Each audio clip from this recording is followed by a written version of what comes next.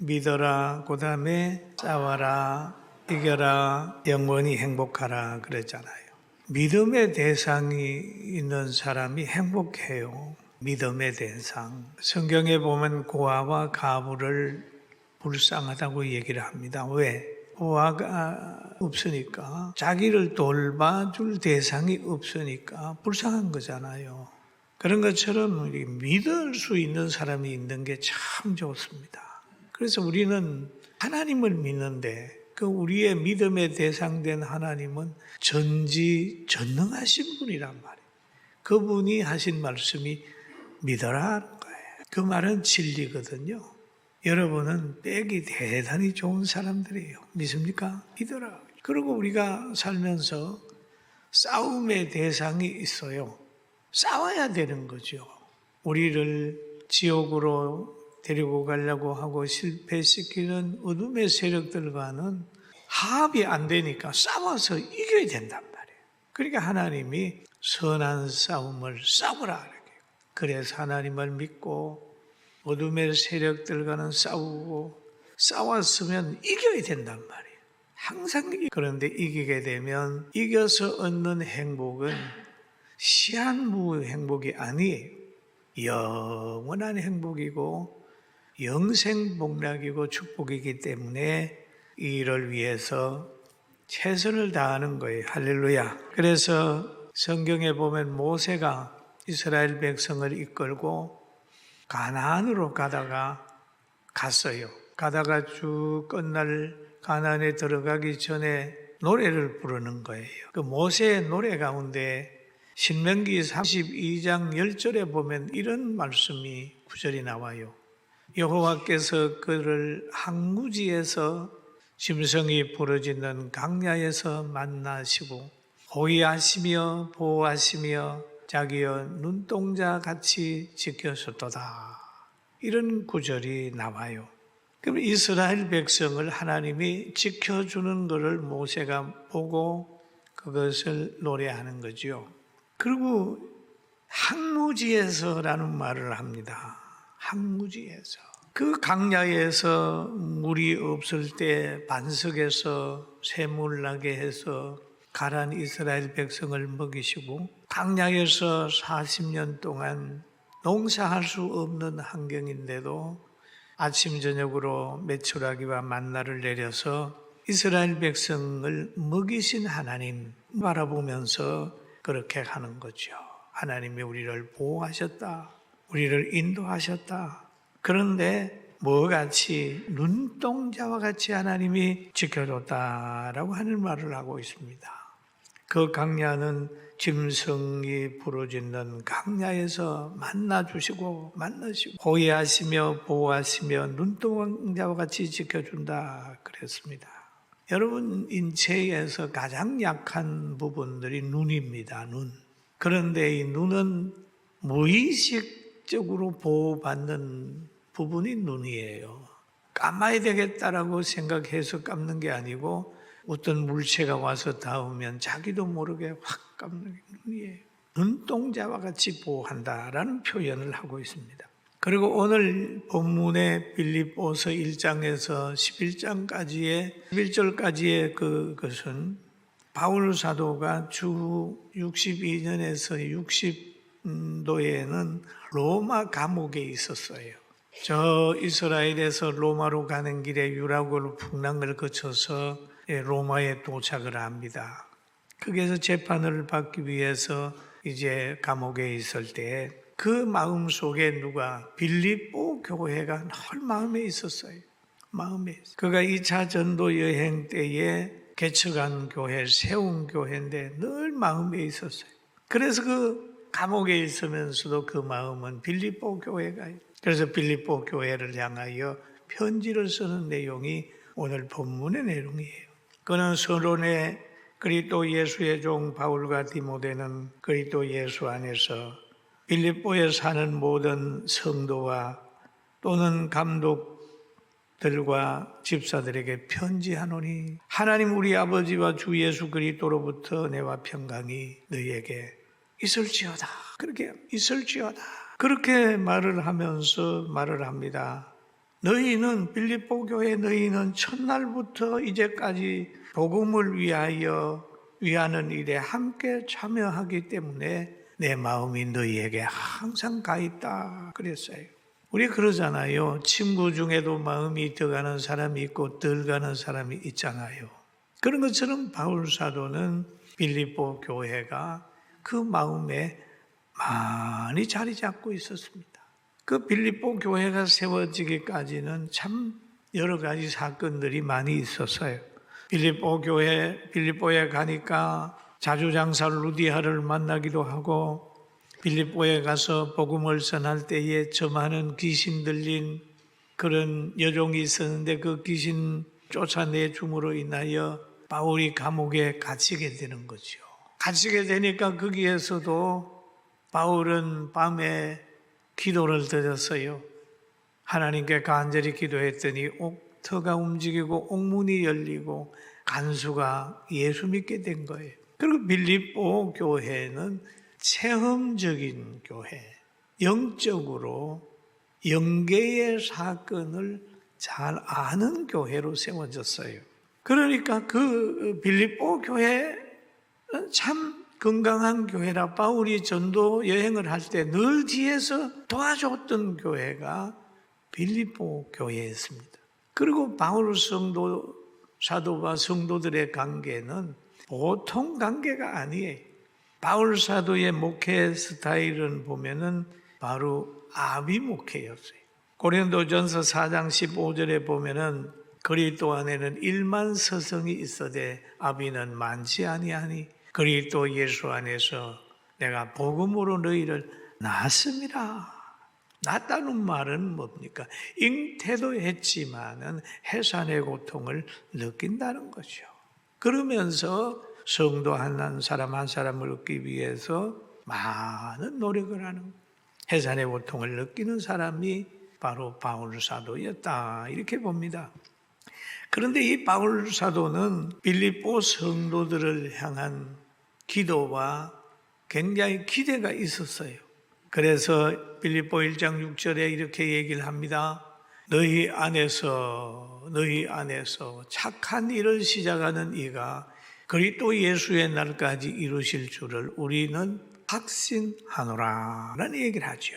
너희 안에 착한 일을 하신 이가 그리스도의 날까지 너희를 붙들어 주기를 확신한다. 하나님을 알기 때문에. 여기에 바울 사도의 구원관은 뭐냐 하면 예수 믿는 영혼은 구원받는다 라는 확신이 있어요. 예수님 믿다가 좀 믿음 생활하다가 잘못해도 유언멸하고 그 영혼은 믿음으로 인하여 구원받는다라고 하는 그런 구원관을 바울 사도가 가지고 있었습니다. 그래서 로마서 13장 12절에 보면 이런 말을 하고 있습니다. 밤이 깊고 낮이 가까웠으니 그러므로 우리가 어두운 일을 벗고 빛의 갑옷을 입자. 빛의 갑옷은 뭡니까? 옳은 행실입니다. 세마포입니다. 성도로서 옳은 행실을 가져라는 의미가 여기에 있는 거예요. 그리고 고린도서 5장 5절에 보면은 고린도 교회가 좀 문제가 있었어요. 그런데 여기에 자기 아비의 아내와 그 성적인 문제가 생겼어요. 아비의 아내는 누구겠습니까? 자기를 낳아주는 부모가 아니더라도 아비가 다른 여자하고 같이 살 때 그 아비의 아내를 범한 아들이 있었단 말이에요. 그러니까 이런 자를 향하여 고린도 교회에서는 그런 얘기를 하죠. 이런 자를 사탄에게 내어주었으니 이는 육은 멸하고 영은 주 예수의 날에 구원을 받게 하려 함이라 라고 하는 얘기를 하고 있는 거예요. 여러분, 죄를 범하게 되면 단명합니다. 그러나 영혼 구원은 뭡니까? 믿음으로 받는 거예요. 그러나 믿음으로 구원받는 사람은 죄를 멀리하게 돼요. 그러나 믿는 사람도 때로는 실족해서 죄를 지을 수가 있어요. 그러나 그 영혼만은 참 하나님이 믿음으로 구원받는다는 것을 강조를 하는 부분의 한 구절인 것입니다. 그래서 바울 사도는 이런 얘기를 또 하고 있습니다. 내가 너희를 무리를 위하여 이와 같이 생각하는 것이 마땅하니 내가 너희를 생각하고 신뢰하고 축복하고 사랑하고 하는 것은 하는 것 마땅하다 하는 거예요. 왜? 너희가 내 마음에 있음이며 나의 매임과 복음을 변명함과 확정함에 너희가 다 나와 함께 은혜에 참여하는 한 자가 됨이라 표현을 하고 있습니다. 여러분 마음에 있는 사람에게 편지하고 마음에 있는 사람을 축복하고 마음에 있는 사람을 사랑하고 마음에 있는 사람을 보호하잖아요. 그러니까 바울 사도는 빌립보 교회 너희는 내 마음에 있다라고 하는 얘기를 하고 있는 겁니다. 사랑하는 성도 여러분, 우리도 하나님 마음에 우리가 있고 또 우리 교회소에 속해 있고 성령의 인도한 바 되었으니까 하나님은 우리의 보호자로 지금부터 영원까지 지켜줄 줄로 믿습니다. 믿습니다. 믿습니다. 성령권과 성 안에서 이루어지는 신뢰는 공의롭고 거룩한 거예요. 그래서 바울 사도는 또 사랑의 기준은 그렇게 얘기를 합니다. 인류에서 제일 큰 사랑은 예수님 사랑이라. 예수님 사랑 제일 큰 사랑입니다. 여러분 아무리 큰 사랑 생각해봐도 예수님 같이 사랑한 사람은 없어요. 자기의 몸을 자기의 피를 그 구원을 위하여 바쳤으니까 최고의 사랑이 예수님의 사랑이. 그리고 바울은 그런 말을 하죠. 내가 예수 그리스도의 심장으로 너희 무리를 얼마나 사랑하는지 하나님이 내 증인이다. 다른 심장이 아니라 예수님의 심장으로 너희를 사랑한다는 얘기를 하죠. 그런데 그 증인이 누구냐? 하나님이다. 하나님이 내 증인이다 라는 얘기를 합니다. 하나님은 어떤 분입니까? 다 아시는 하나님. 하나님이 증인이 되면 뭐 대단한 거잖아요. 그렇게 얘기를 빌립보 성도들에게 한 겁니다. 왜냐하면 하나님은 심령과 폐부와 모든 것을 감찰하시고 아시는 하나님이 나의 증인이다라고 하는 말을 하고 있습니다. 여러분, 그리고 바울 사도는 빌립보 성도들을 위해 기도했어요. 기도한다. 하나님이 내 증인이다. 이렇게 얘기를 하죠. 기도라고 하는 게 대단히 귀한 겁니다. 귀한 겁니다. 출애굽기 17장 21절에 보니까 그런 내용이 있어요. 모세가 손을 들면 이스라엘이 이기고 손을 내리면 아말렉이 이기더니 이게 손은 기도의 손입니다. 기도의 손은. 기도의 손을 드니까 전쟁터에서의 승패가 좌우가 되는 거예요. 그리고 또 구약 성경에 보면은 엘리야가 기도를 했더니 자기가 머물던 사르밧 가부의 가정에 자녀가 살아나는 거예요. 그 내용을 보면 열왕기상 17장에 나오는데 엘리야가 그 아이를 안고 다락에서 방으로 내려가서 그 어머니에게 주며 이르되 보라 내 아들이 살아났느니라. 다락에 올라가서 엘리야가 기도를 했어요. 그랬더니 그 아이가 살아났어요. 그 아이를 데리고 지금 내려와서 그 여인에게 주는 겁니다. 그런데 그 여인은 14절에 이렇게 얘기를 하고 있어요. 여인이 엘리야에게 이르되 내가 이제야 당신은 하나님의 사람이요 당신의 입에 있는 여호와의 말씀이 진실인 줄 아노라. 이제야라고 하는 표현을 쓰고 있습니다. 함께 계속해서 있었지만은 그 엘리야가 그렇게 위대한 사람인 것을 몰랐어요. 자기 아들이 죽고 그 아들을 살려내는 걸 보면서 이제야 그러면서 다시 엘리야의 능력을 재발견하는 거죠. 그렇습니다. 바로 위기 속에 하나님의 사랑을 깨닫고 때로는 위기 속에서 하나님의 섭리를 깨달을 때가 있어요. 여러분 위기를 두려워하지 말고 날마다 기도해서 기회로 만들게 되기를 주님의 이름으로 축원합니다. 그리고 기도한다고 그랬죠. 기도는 얼마나 귀한 거냐? 하나님의 능력을 이 땅에 끌어내리는 것이고 하나님이 하실 수 있는 일을 하게 하시는 것이고 기도하지 않는 것은 죄다는 걸 얘기를 합니다. 사무엘상 12장 23절에 보면 사무엘은 그런 얘기를 하지요. 나는 너희를 위하여 기도를 시는 죄를 여호와 앞에 결단코 범하지 아니하고 선하고 의로운 길을 너희에게 가르칠 것인저, 그런 얘기를 하죠. 기도하지 않는 것은 죄라고 얘기를 할 정도로 그런 거예요. 그리고 또 보게 되면은 예수님께서도 그러잖아요. 기도 외에 다른 것으로 이런 종류가 나갈 수 없다. 귀신을 쫓고 사람을 변화시킬 수 없다. 그러니까 우리가 늘 하면 성경 보세요, 기도하세요 하는 이유가 거기에 있습니다. 근데 바울 사도는 로마 감옥에서 빌립보 교회를 위하여, 성도들을 위해서 간절히 기도해요. 그럼 바울 사도가 옥중에 있으면서도 이미 그 옥은 하나님께 기도하는 기도처가 된 거예요. 목회하는데 목회 편지를 쓰면서 그게 목회의 하나의 부분이 된 겁니다. 여러분, 때로는 하나님은 감옥을 이렇게 선하게 사용할 때도 있습니다. 흔히들 우리는 감옥 갔다 왔다 그러면 굉장히 문제가 있는 것으로 생각하고 있지만, 여러분, 악인이 권력을 잡으면 선한 사람이 감옥을 가게 돼 있어요. 믿습니까? 사도가 무슨 죄가 있어서 감옥에 갔겠어요? 예수 믿는 죄 아니에요. 또 공산 주장하는 곳에 가게 되면은 예수 믿다가 사형당하잖아요. 무슨 사형당할 일 했습니까? 의롭기 때문에 죽는 거예요. 우리는 환경을 보면서 다시 한번 평가해야 될 때가 왔다, 그렇게 봐. 바울 사도가 로마 감옥이 바로 에베소, 빌립보, 골로새, 빌레몬서를 기록할 수 있는 저소가 되었습니다. 구약의 야곱의 아들 요셉은 애굽의 감옥은 애굽의 총리로 가는 대기소가 되기도 했었습니다. 과거의 한성 감옥은 초대 대통령 이승만 청년이 예수님을 만나는 장소가 되기도 했습니다.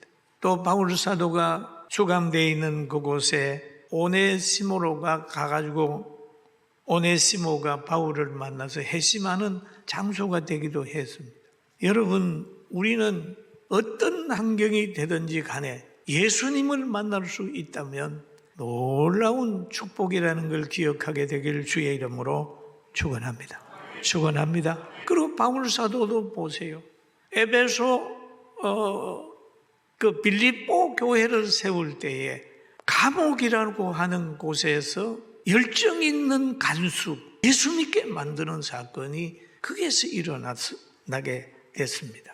그래서 우리는 하나님 앞에 더 큰 믿음을 가지고 세상을 바라봐야 됩니다. 바울은 빌립보 성도들을 자신을 위하여 전도할 때 협력을 한 것을 기억하고 감옥에 있으면서 그들을 위해서 쉬지 않고 기도하고 편지를 써서 그들에게 힘을 돋구고 있었습니다. 너희의 사랑을 지식과 모든 총명으로 점점 더 풍성하사 그랬어요. 하나님 빌립보 교회 성도들에게 사랑을 주세요. 지식을 더 풍성하게 해주세요. 총명을 주세요. 그렇게 뒤에서 간절히 기도했습니다. 여러분, 사랑이 생기고 지식이 생기고 총명이 생기면 그 사람 속에 그리스도인의 인격이라고 하는 게 생겨나요. 향기가 있습니다. 예수 잘 믿는 사람 보면 향기가 있어요. 그리고 또 기도를 하면서 이런 얘기를 합니다. 너희로 지극히 선한 것을 분별하여, 한번 따라 하십시다. 지극히 선한 것을 분별하며 중요합니다. 오늘 설교 제목이 여기에서 나왔습니다. 지극히 선한 것을 분별하며 또 진실하여 거물이 없이 그리스도의 날까지 이루고 그랬습니다. 지극히 선한 것을 분별해야 된다. 지금 분별력이 참 필요할 때입니다. 뭘 분별해야 될까요? 지식을 분별해야 됩니다. 여러분, 책을 잘못 읽어버리면 큰일 나요. 사상을 분별해야 돼요. 가치관을 분별해야 돼요. 장소를 분별하고 음식을 분별하고 사람을 분별하고 행복을 분별해야 됩니다. 나의 이 행복한 삶이 영원과 어떤 관계가 있는가? 내가 이 사람을 만나는 것이 나의 영혼과 무슨 관계가 있는가? 생각을 해봐야 됩니다. 분별하지 못하면 나중에 가서 서로 상처받게 되고 사기당하게 되고 같이 구렁텅이에 빠지게 되는 거예요. 그러니까 지극히 선한 것을 분별해라 하는 얘기를 하고 있습니다. 그런데 바울 사도도 이런 강조를 했지만은 다윗이라고 하는 사람도 분별에 대한 소중함을 알고 있었기에 시편 1편에 이렇게 얘기를 합니다. 복 있는 사람은 악인의 꾀를 따르지 아니하며 죄인의 길에 서지 아니하며 오만한 자리에 앉지 아니하고 오직 여호와의 율법을 즐거워하여 그 율법을 주야로 묵상하는 자로다. 그렇게 얘기를 하면 주야로 묵상하는 자로다. 그는 시냇가에 심은 나무가 철을 따라 열매를 맺으며 그 잎사귀가 마르지 아니함 같으니 그가 하는 모든 일이 다 형통하리로다. 악인은 그렇지 아니하며 오직 바람에 나는 겨와 같도다. 그렇게 얘기를 합니다. 그러므로 악인이 심판을 견디지 못하며 죄인이 의인의 해중에 모임에 들지 못하리로다 라고 얘기를 하죠. 의인의 길은 여호와께서 인정하시나 악인의 길은 망하리로다. 그럼 이게 오더라도 다 분별이에요. 분별. 죄인의 길, 악인의 분별하는 거죠. 물론 의인의 길은 여호와께서 인정하시나 악인의 길은 망하리로다. 그러니까 의인의 길에 들어서는 악인의 길은 망하는 길이. 여러분 우리가 예배드리는 이 길이 의인의 길이라는 걸 기억하게 되길 주의 이름으로 축원합니다. 아멘. 의인의 길, 믿음의 길, 자유민주주의를 사랑하는 길, 복받은 길이에요. 여러분 우리는 자유민주주의를 사랑하잖아요. 그 사랑하게 되면 신앙의 자유가 있을 때에 그 나무에 복지와 인권과 모든 것이 가능하지 신앙의 자유를 잃어버리면 전체 다 잃어버리는 거예요. 정말 신앙의 자유 중요합니다. 그리고 성도들을 기도하는 배경이 있는 빌립보 교회가 복 있는 교회라면 또 함께 예배드리는 우리가 복 있는 거예요. 여러분이 잘 아는 어떤 분이 지금 우리 군포에서 가까운 감옥에 있지 않습니까? 그분의 편지 하나가 문자가 그 성도들에게 하나가 돌아다닙니다. 그가 이제 제가 봤어요. 그 편지를 이렇게 문자를 보다가 보니까 그리스도인으로 돼갔다. 그러면서 그분이 인용한 성경 구절이 딱 세 군데가 있는데 내가 둘만 소개를 하려고 합니다. 주의 궁전에서 한 날이 다른 곳에 첫날보다 나은 적 악인의 장막에 사는 것보다 내 하나님 문지기로 있는 것이 좋사오니 성경을 읽다가 그걸 깨달은 거예요. 정말 그리스도 안에 있는 게 이렇게 좋구나. 그걸 깨달은 부분들이 그 편지 내용에 보이는 거죠. 그러면서 거기에 이런 구절이 하나 있어요. 바울 사도가 그 재판을 받으면서 바울을 보고 미쳤다고 얘기를 하니까 대답한 내용이 있습니다. 바울이 이르되 말이 적으나 많으나 당신뿐만 아니라 오직 내 말을 듣는 모든 사람에게 다 이렇게 결박된 것 외에는 나와 같이 되기를 하나님께 원하나이다 라고 하는 부분들이 나와요. 결박한 것 외에는 나와 같이 되기를 원한다. 왜? 바울이 감옥에서 판을 받으면서 힘들잖아요. 그러나 그거 외에 모든 사람이 영의 즐거움이 나와 같기를 원한다라고 하는 바울이 고백한 내용이 있는데 그거를 인용한 부분들을 보고 정말로 나중에 변화가 있겠구나라고 하는 생각을 합니다. 여러분 우리나라를 생각하면서 저는 기도를 드려요. 그러나 기대할 것이 사람에게는 없어요. 환경에도 없어요. 여러분 기대할 거 있습니까? 없습니다. 우리나라도 기대할 거 없어요. 기도 제목은 있어요. 우리나라 상권 분립이기 때문에 3부 요인이 있죠. 대통령, 국회의장, 또 사법부 대법원장이 되든지 그렇게 되잖아요. 그래 한 사람은 감옥에 있고 한 사람은 6.25 때 인해 전술로 우리를 괴롭혔던 그 나라의 무신론자의 대표 그 사람하고 만나고 있고, 법원에 있는 사람은 헷갈리고 있고, 총리도 없고 뭐도 없고 없는 게 너무 많잖아요. 그래요 안 그래요? 그 생각하면 저는 어제 밤에 기도하다가 이거 참 나라를 위해서 기도해야 된다. 많은 사람이 막 강화문에 모이고 대구도 모이고 모여서 막 하는 게 여러분 이게 장난 아닙니다. 나라가 기도해야 될 때예요. 이름에도 잘 굴러가는 것은 하나님께서 대한민국을 붙들고 있기 때문에 할렐루야. 아멘. 따라합니다. 하나님이 붙들고 있다. 그렇습니다. 1919년에 우리나라에 3.1 운동이 있었어요. 3.1 운동. 일제강점기 속에서 정말 정치, 경제, 문화, 사회 모든 것까지 다 뺏겼잖아요. 이름도 다 막 뺏기고 종교까지라도 막 신앙생활 못하게 목사들을 때로 가두고 그런 일본의 만행이 있을 때 독립운동을 하는 33인이 있는데 거기에 기독교인들이 33인 중에 16, 그 다음에 그 당시에 우리나라에 굉장히 많은 사람들이 믿었던 천도교인들이 거기에 또 5명 정도. 그렇게 되죠. 2명은 불교. 그런데 그때에 우리나라의 기독교 인구가 5%입니다. 10만 정도 돼요. 그런데 독립운동을 이끌어가지고 나라를 세계 속에서 대한민국이 일어날 수 있도록 에너지를 제공을 합니다. 우리가 제암리교회도 가보고 그 당시 일본 사람들이 불태웠던 교회도 우리 가봐. 어떤 사람들은 16%라고 그러고 어떤 사람들은 18%라고 얘기합니다. 그리고 820만이라고 얘기하는 사람도 있고 조금 더 정확한 거는 지금 없습니다만은 그 정도 돼요. 오늘날 3.1 운동도 크리스찬들이 앞섰고 오늘날도 교회가 나라를 위해서 기도하고 있죠.